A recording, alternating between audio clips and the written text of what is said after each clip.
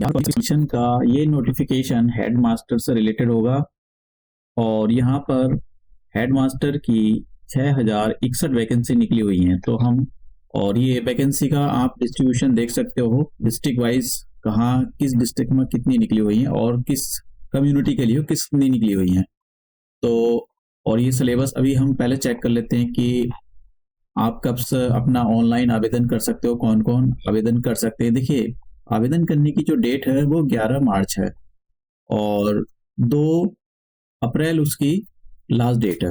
तो अब देखते हैं हम नोटिफिकेशन को। तो ये नोटिफिकेशन हेडमास्टर से रिलेटेड होगा और आप देख सकते हो बिहार पब्लिक सर्विस कमीशन की ये ऑफिशियल वेबसाइट है। और हाँ, यहाँ देखिए 1 मार्च को ये जारी किया गया है। अब डिटेल से कवर करते हैं। देखिए, यहाँ पर वैकेंसी का डिस्ट्रीब्यूशन है, ये किस कास्ट के लिए कितनी, किस कम्युनिटी के लिए कितनी दी हुई है। हेड मास्टर, ये जो हेड मास्टर की पोस्ट है और यहाँ पर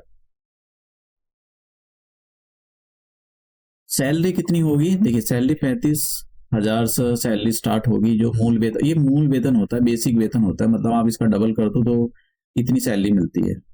अब बात करते हैं, ये मेन चीज है कि कौन अप्लाई कर सकता है। क्या बिहार से बाहर के लोग अप्लाई कर सकते हैं? नहीं कर सकते। देखिए, यहाँ पर साफ साफ बोला गया कि सिटीजन ऑफ इंडिया और बिहार राज्य के निवासी, मतलब केवल बिहार के जो मूल निवासी हैं वही अप्लाई कर सकते हैं। अब यहाँ पर बिहार, अगर आपने मतलब जो पोस्ट ग्रेजुएट किया हुआ है, ठीक है, मास्टर डिग्री की है और मास्टर डिग्री में आपने 50% अंक प्राप्त किए हैं, मतलब ये क्वालिफिकेशन है, तो आप अप्लाई कर सकते हो। और अगर आप मतलब अनुसूचित जनजाति में आते हो और ओबीसी के नॉन क्रीमी लेयर में आते हो तो आपको 5% की जो है छूट दी जाएगी अंक में। ठीक है, एक तो ये आपके पास क्वालिफिकेशन हो चाहिए कि आपने जो है मास्टर डिग्री ली हो। दूसरी बात, आप ना मतलब एक यहाँ पर ये बोला गया है कि आपने जो मान्यता प्राप्त से, जैसे बीएड होते हैं, मास ये बीएड के कोर्स होते हैं, तो अगर आपने बीएड किया हो, यहाँ पर लिखा हुआ है बीएड, या फिर आपने बीएई एड किया हो, या फिर आपने बीएससी ई एड किया हो, मतलब ये कोर्स होता है बीएससी के साथ में, तो तब भी आप अप्लाई कर सको, मतलब ये क्वालिफिकेशन आपके पास होनी चाहिए। अब बात करते हैं, यहाँ पर देखिए पहले एक्सपीरियंस के बारे में देखते हैं। एक्सपीरियंस इन्होंने मांगा है। इन्होंने ये बोला कि राज्य सरकार के जो विद्यालय होते हैं, विद्यालयों में जैसे पंचायती राज वाले हो गए और जो शहरों में होते हैं, उन पर आपको 8 साल का लगातार एक्सपीरियंस होना चाहिए। ठीक है, फिर इन्होंने ये बोला है कि अब हाँ, अब यहाँ इसको सुनो कि अगर मान लो आपने पंचायत राज, ये जो सरकार, भारत सरकार के जो पंचायती राज के और या नगर निकाय के माध्यमिक विद्यालय होते हैं, अगर आपने वहां पर पढ़ाया है, टीचिंग की है, तो आप, तो इसकी कंडीशन ये कि आपने ये किया है, आपके पास मतलब एक्सपीरियंस है वहाँ 8 साल का, तो आपको आपने 2012 के बाद, या तो 2012 या 2012 के बाद टीचर एलिजिबिलिटी टेस्ट, यानी कोई टीचर का टेस्ट पास किया हो, ये जरूर, ये कंडीशन है।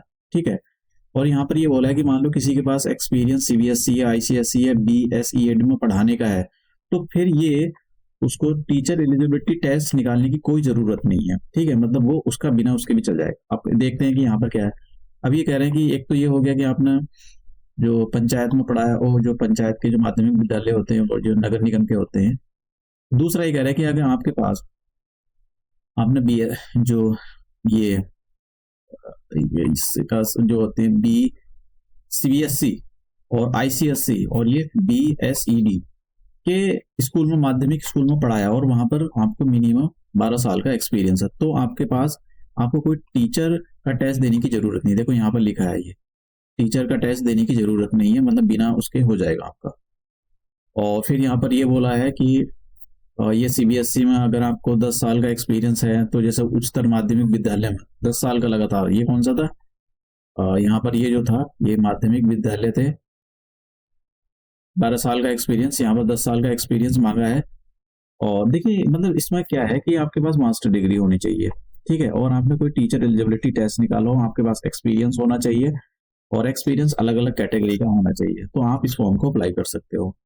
एज कितनी होनी चाहिए? 31 साल मिनिमम एज होनी चाहिए, और अलग अलग दे रखा है, मैक्सिमम एज जो है अलग अलग दे रखा है, मिनिमम एज जो है 31 साल होनी चाहिए, और 1/8/2023 के अकॉर्डिंग आपकी एज की कैलकुलेशन की जाएगी। तो आप जिस कैटेगरी में आ रहे हो आप देख लेना, आपको एज रिलैक्सेशन मिल जाएगा।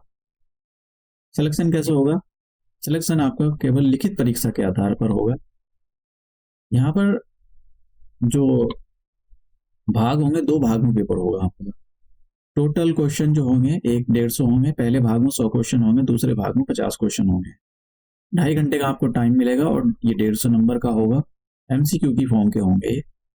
यहाँ पर कोई निगेटिव मार्किंग नहीं होगी, यहाँ साफ साफ बोला कोई निगेटिव मार्किंग नहीं होगी, और इसमें जो है कोई इंटरव्यू भी नहीं है। तो पहले भाग में जो है आपके मतलब क्वेश्चन कहाँ कहाँ से आएंगे, जैसे कि घटना चक्र हो गया, अंतर्राष्ट्रीय हो गया, भारतीय राष्ट्रीय ये आंदोलन हो गए, तो इनसे क्वेश्चन पूछे जाएंगे। ये इसमें 100 क्वेश्चन आए। दूसरे में आपको जो आपने बीएड विषय है, बीएड किया है, तो बीएड विषय से क्वेश्चन पूछे जाएंगे। अभी इसका सिलेबस हम देखेंगे सारा डिटेल से। तो जैसे मैंने कहा यहाँ पर एमसीक्यू की फॉर्म का है यहाँ पर, और दोनों भाग में जितने भी आप मतलब 150 में शाम जितना भी स्कोर करोगे उसी के अकॉर्डिंग आपकी मेरिट लिस्ट बनेगी। अब देखते हैं कि ये डेट मैंने आपको बता दी, शॉर्ट नोटिस था, और ये सिलेबस दे रखा है। तो यहाँ पर ये जो बीएड है, बैचलर ऑफ एजुकेशन का, और यहाँ पर ये सिलेबस दे रखा है, जिस सिलेबस से ये क्वेश्चन पूछेंगे। इंग्लिश में दे रखा है, और इंग्लिश वाले इंग्लिश में देख सकते हैं। मैं इसको पूरा सिलेबस नीचे तक दिखा देता हूँ, और फिर हिंदी में भी दिया है, तो ये हिंदी में है ऊपर। मैं इसको डिस्क्रिप्शन बॉक्स में डाल दूंगा। यहाँ पर वैकेंसी का डिस्ट्रीब्यूशन है, किस राज्य के लिए कितनी, सॉरी किस डिस्ट्रिक्ट के लिए कितनी निकली हुई है, और यहाँ पर ये जो आपका एक्सपीरियंस है उसका फॉर्म है, ये इस टाइप का होना चाहिए। हम जरा एक बार ये देख लेना कि आपको मतलब ये तभी भर सकते हो, क्वालिफिकेशन आपको अच्छे से पता, क्वालिफिकेशन के बारे में आपको अपनी पता होनी चाहिए कि भाई आपने कोई मास्टर डिग्री की हो, फिर उसके बाद में आपने बीएड या बीए ऐड किया हो, ठीक है, और उसके बाद में आपको एक्सपीरियंस होना चाहिए। और एक्सपीरियंस भी ना यहाँ पर दे रखा है किस किस का होना चाहिए, कौन कौन से संस्थान का, और ये जो होते हैं सीबीएसई के स्कूल, आईसीएसई के स्कूल, या डीएसईएस के स्कूल में आपने पढ़ाया हुआ होना चाहिए। ये अलग अलग दे रखा है, 10 साल, 12 साल, 8 साल। और ये दे रखा है कि आपने कोई टीचर एलिजिबिलिटी टेस्ट निकाला हो 2012 या 2012 या 2012 के बाद, तो ये क्वालिफिकेशन है यहाँ पर। अगर आपके पास ये है तो आप जो है इस फॉर्म को भर सकते हो। और इन्होंने ये भी बोला है कि भाई आप जो मास्टर डिग्री करी है आपने उसमें 50% आपके अंक होने चाहिए, और छूट भी दी गई है। अनुसूचित जनजाति के लिए छूट दी गई है 5% की, मतलब उनके लिए 45% के न्यूनतम मार्क्स रखे गए हैं। पोस्ट अच्छी खासी पोस्ट निकली हुई है, 6061 पोस्ट है, तो पोस्ट काफ़ी है।